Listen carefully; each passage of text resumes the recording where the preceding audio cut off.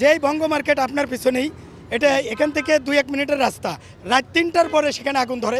আমি মোহাম্মদপুরে থাকি, কৃষি মার্কেটে কোটি কোটি টাকার সম্পদ রাত 3টার পরে তাবলিগের ইন্ডিয়ানপন্থী বাংলাদেশপন্থীরে রাত 3টার পরে মাইরা 4টা নিহত করে, 200 আহত করে, এবং রাত 3টার পরে যুবলীগের বলা যুবলীগ রাজহাঁস জবাই করিয়া আরেক মহিলাকে রাত 3টার পরে রানতে বলে, না রানলে সকালবেলা তারে আইনা পুরাই দেয় সেই মহিলাকে। এবং রাত 3টার পরে কিন্তু 7 জন খুন হয় জাহাজে, সবই রাত 3 পরে।